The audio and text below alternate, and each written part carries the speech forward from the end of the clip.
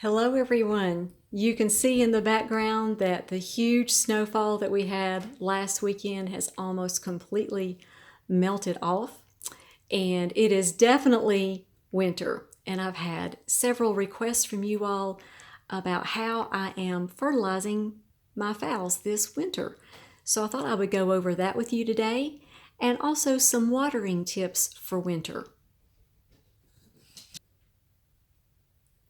So here's my winter fertilizer recipe card for my Phalenopsis orchids this winter.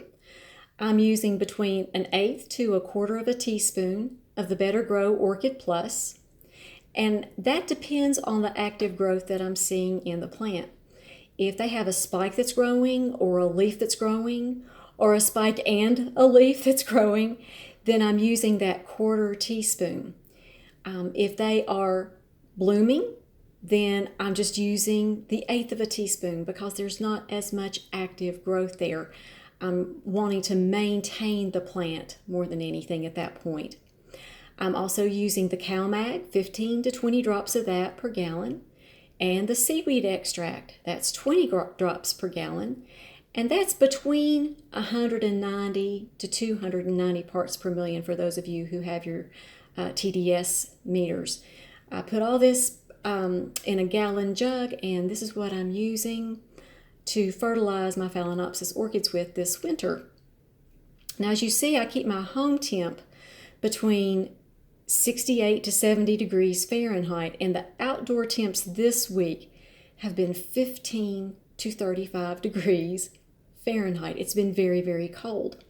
But I'm still using these amounts of this fertilizer because there's a lot of active growth in my phals. Most of them are in spike, and the ones that aren't in spike are blooming. So I want to make sure that when they're in spike, they're getting plenty of the fertilizer and plenty of these supplements so that those spikes will grow long and produce lots and lots of blooms. So how often do I use this?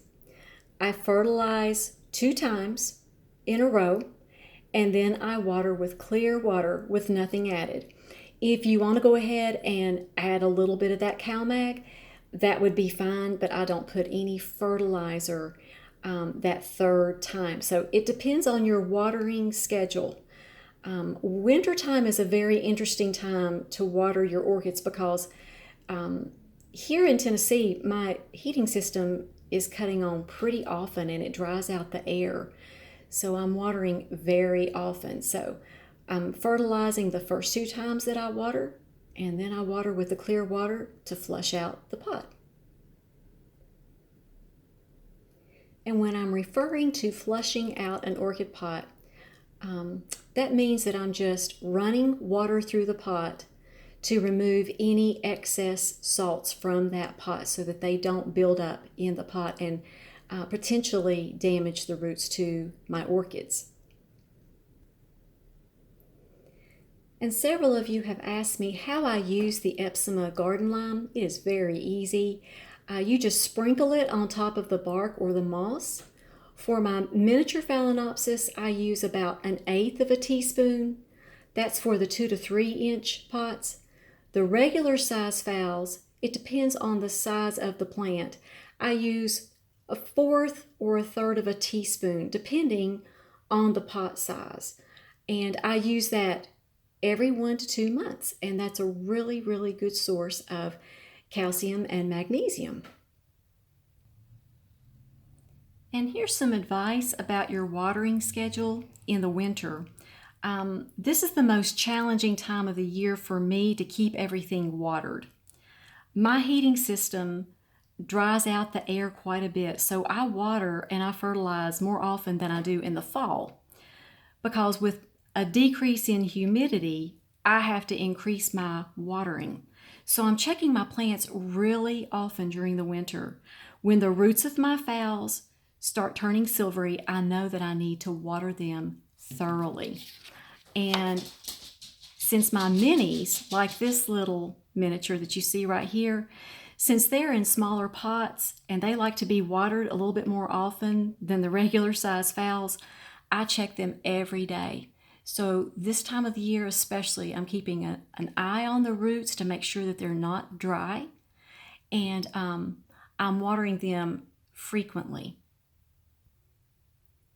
And as you see, this is my little DTPS Sogo Gotris Flora Ark. I'll put the name of this orchid down in the description box. She is in bloom, absolutely charming bloom on this one. And I do fertilize my orchids that are blooming a little bit differently. Also, when they're in bud, I fertilize them a little bit differently, and I did a video about that, and I will place a link to that video in the description box below as well.